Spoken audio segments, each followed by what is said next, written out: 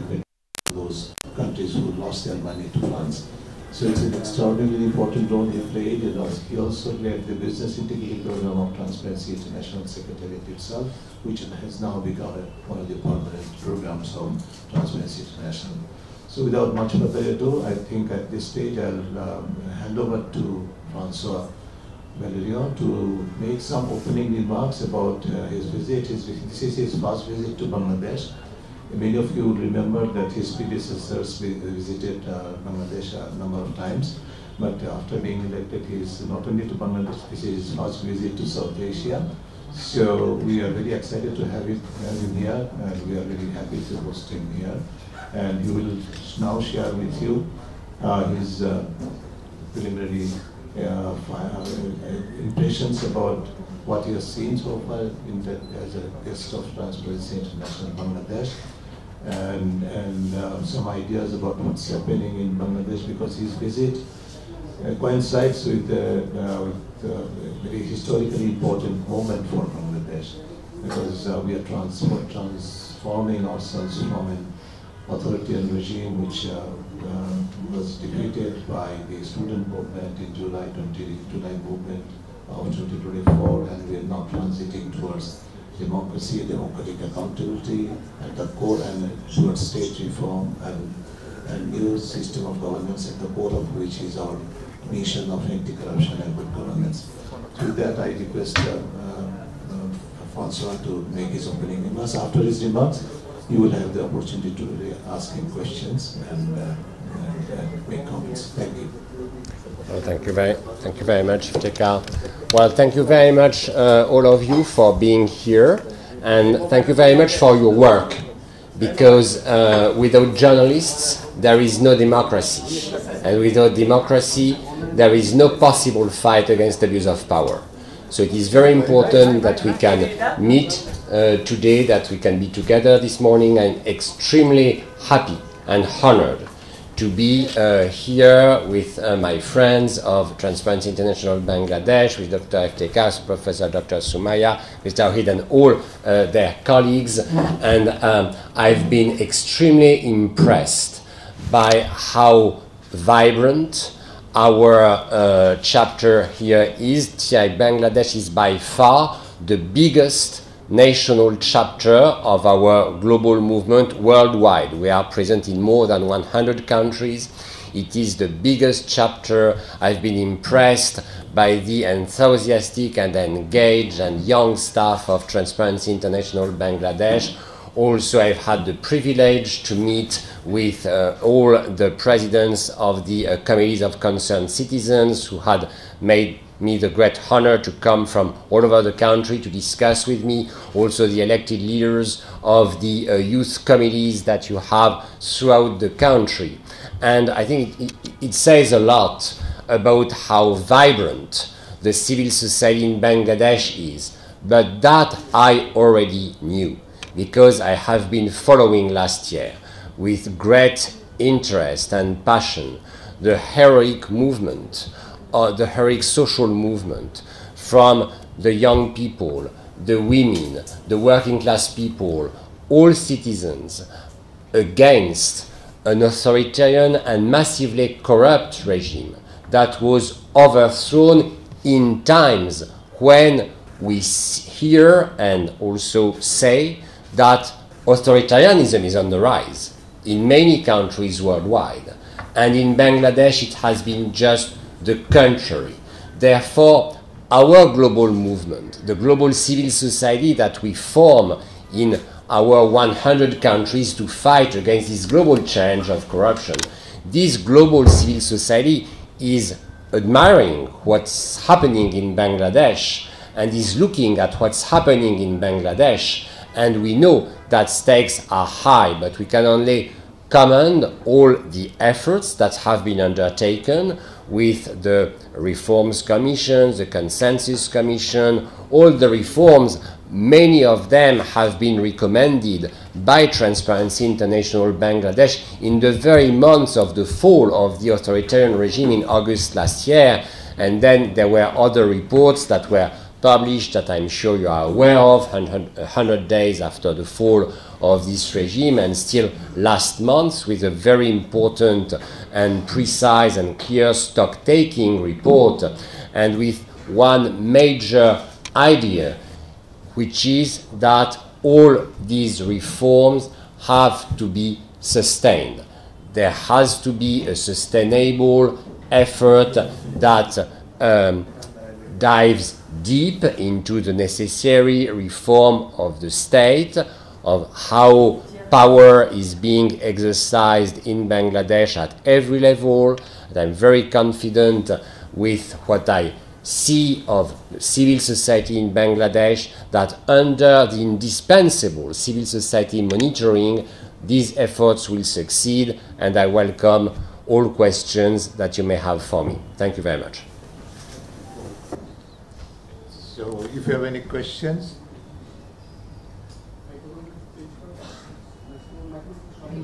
Microphone, Masoom. Microphone. Achha, please. Good morning, Professor. Welcome to Bangladesh. Good morning. As you were saying that the uprising of an authoritarian government. Can you introduce yourself? I am working with Channel I, it's a television station here in Bangladesh. As you were saying that the authoritarian government and its fall is over. We, the country people, the ordinary citizen, we hope, still we have trust and confidence on this government that they are working to eliminate corruption to a minimum level. But with the fall of the past regime, do you think TI has been losing, or TI is losing its relevance in Bangladesh? Thank you. Well, not at all, and I would say unfortunately not at all, because I think that there are still corruption problems in Bangladesh, like in every country worldwide, and that, you know, every time there will be power somewhere, there will be the temptation to abuse this power. Therefore, it is always very, very important that we have civil society, which means all the people without power, without the political and economic power, to control what is being done in their name, so that we keep fighting against abuse of power. You know, one day I heard the CEO of an international corporation saying, we have solved the corruption problem. Corruption is behind us. Nothing is more wrong than that. No, you can't say that you have solved the corruption problem. It is a constant effort by citizens to control power, and it is the duty of power to be accountable to the citizens. Public officers have duties, citizens have rights, and it is not the other way around. Therefore, TI Bangladesh is more indispensable than ever in this critical period for Bangladesh, which is also an important period for the world, for the reasons that I mentioned. If you allow, I have another question. You have met our Honorable Chief Advisor, if I am not mistaken. So, what is your impression meeting him? Yesterday, with Dr. 𝗖𝗄𝗃𝗂𝗁, we had 3 meetings with important bodies or persons in charge of the transition efforts. We had a meeting with the 𝗖𝗄𝗃 and with the chairman of the 𝗖𝗄𝗃 and 2 of his colleagues. And later in the day, we had a meeting with the Chief Justice, and at the end of the day, we had a meeting with the Chief Advisor. And in every of those meetings, I felt a strong commitment to succeed in this transition towards the new Bangladesh. And in the meantime, yes, the sentiment that challenges are high, that stakes are high, that the world is observing, and more than the world, the citizens of Bangladesh are observing, because all the sacrifices, all the human sacrifices of last year, they can't have been done in vain, and something is being owed to them, not only by Bangladesh, also by the world. I feel personally, as a person who comes from another country, extremely grateful to these heroic people, and I feel that the international community as well has to help, and the global civil society has to help.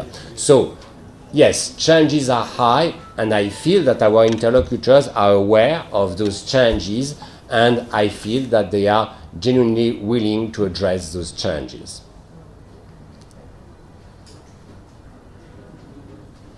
I'm Abdullah Muhammad Abbas. I'm working for the Daily Star newspaper. So my first question is, what is your purpose of the visit? Is it a regular visit or focusing on the ongoing reform agenda of Bangladesh? And the second question is, I think you were aware of the current situation of Bangladesh. So, and especially about the corruption allegation brought against some advisor or their associates. So my question is, what is your current assessment regarding the current government, I mean, in the aspect of corruption? Thank you. Let's start with the first question. So, as 𝗖𝗵𝗃𝗂𝘁 has mentioned, this is the last and very important stop in a trip that I'm doing, visiting 3 of our South Asian chapters. So I started last week in a smaller country, the Maldives, still a country with a very active and committed chapter.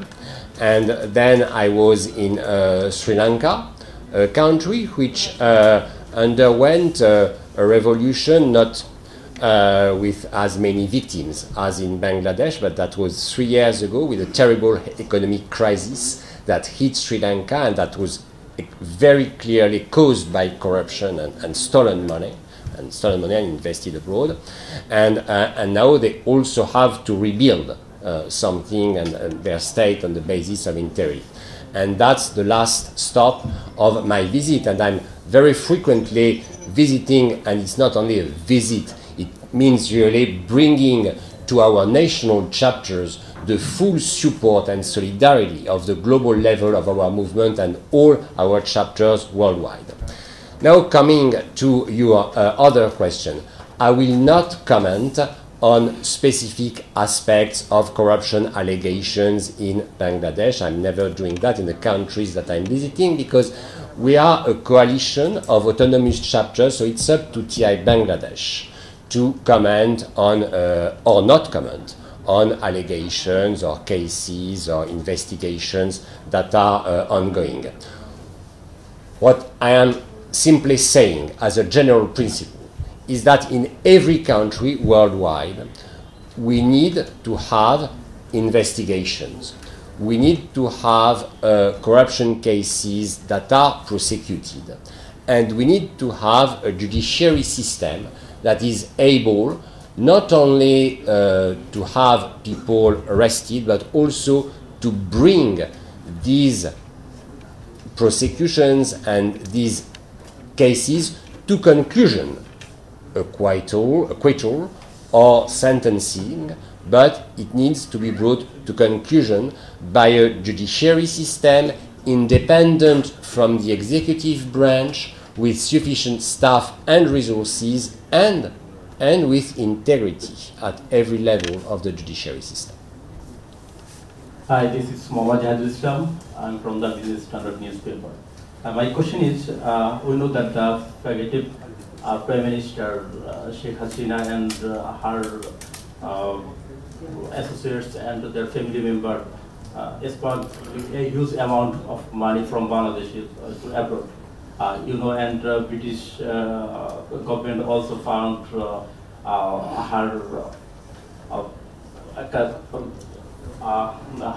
sister's daughter's money, and you know, what is the position and the abroad persons corruption and their now position and the smuggling amount of the money abroad from Bangladesh, and are you work about this?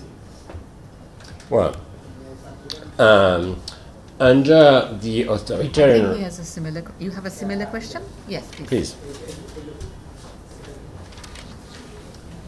Okay, I think sitting is okay. Good morning, Excellency. Thank you for your... François, not Excellency. Yeah.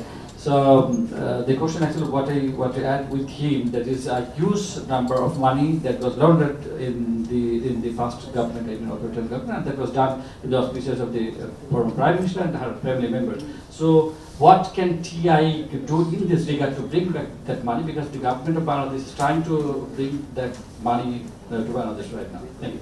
Right. So those are very important questions. According to estimates, under the authoritarian regime, $16 billion a year were stolen during 15 years. And why is that extremely important? Because when you have a country where public money is stolen, it is stolen because you have a practice where positions of power are considered by many individuals who hold them as positions where they can extract profit from power. So they are involved in a sort of extractive activity. They are, instead of serving the people, they are extracting profit from the power they are tasked with, entrusted with. And that extractive activity of the people in power, and at various levels of power, not only at the top level, that extractive activity fuels what we call the global economy of corruption. So I was mentioning the $16 billion a year from Bangladesh. And worldwide, our estimate is that $1 trillion a year, so 1,000 billions of dollars a year, are being stolen from most countries worldwide. That money is leaving the country where it is missing for education, health, infrastructure, climate policy as well, which is crucial in Bangladesh, like in many countries. It crosses borders. It stops, the first stop is in offshore centers or cryptocurrency platforms or hubs, well-known hubs like Dubai, Singapore, Hong Kong. And then it lands in a few countries like the UK, like France, my home country, like the US, Germany, Switzerland, where it is supposedly safe and invested, not invested in activities that would create value even in those receiving countries. The corrupt leaders, they are not investing their money in drugs to treat cancer or in technological startups. They are, as we all know, buying real estate and luxury cars, but it's only the tip of the iceberg at that level of assets. The rest of the money goes to capital markets. And in all these investments, they are simply inflating prices so that it is a value-destroying economy. It is an economy that transforms useful public money that would create economic and societal value in the countries where it is stolen from, and it transforms this useful public money into a useless private money. So now the question is, what can we do about it? What can we do? What can civil society do about this? The first thing is that we need to know where the money is, where the assets are. And for that, there is a simple tool, which is called beneficial ownership transparency. So it may look a bit abstract or technical, But the thing is very simple. At that level of plundering, the people that are involved in that decide to steal money, they are hiding. And they are hiding behind legal entities. They are no longer or rarely carrying money bags to the plane and to other countries. They are hiding behind legal entities. So that we need to know in every country, in Bangladesh, like in the UK or in other northern countries, who's behind the legal entities, who are the real owners. We are not happy with other legal entities, because very often you have other legal entities and you have a whole pyramid of legal entities. No. We need to know the individuals who are behind that. And I know that there is a draft bill in Bangladesh to ensure this beneficial ownership transparency. It's one of the demands of our chapter here, that this bill be enacted. So that it is very important to know where the money is, where the assets are, so that we can have cooperation, international cooperation. International cooperation is of the utmost importance in our world, in our interconnected world. Cooperation strategies are even better than confrontational strategies. We are now hearing that confrontation might be better than cooperation. It is not the case at all. So we need cooperation between governments from the global south and governments from the global north.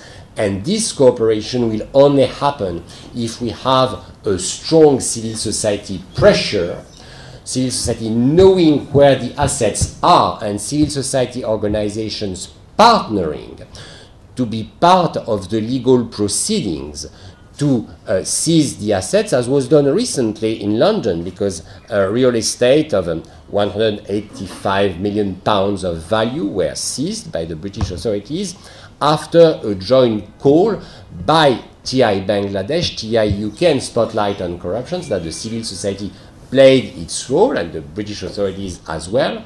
And now there has to be restitution. There have to be restitution mechanisms to the country where the money was stolen at the first place, because we don't want the money confiscating in the north to still enrich the north, right? To increase the treasury in the UK, in France, in other countries. So it has to be back to the people in Bangladesh under civil society oversight.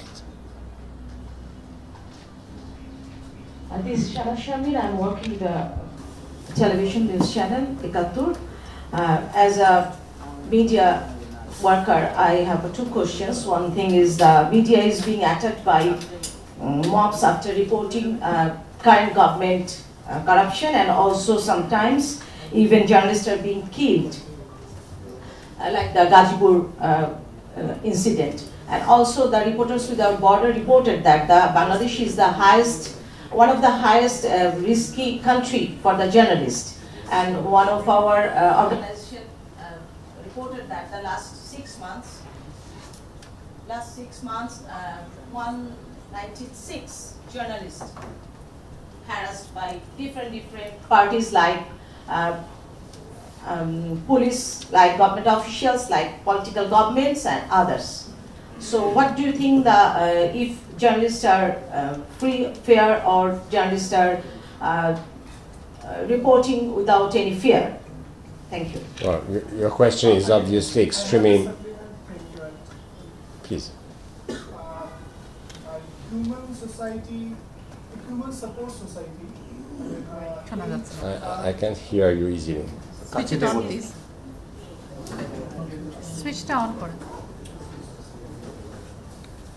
Human Rights Support Society has reported that maybe yesterday or maybe 2 days ago, that the incident of harassing journalists has become doubled in August. I just want to supplement it. Okay. Well, those questions are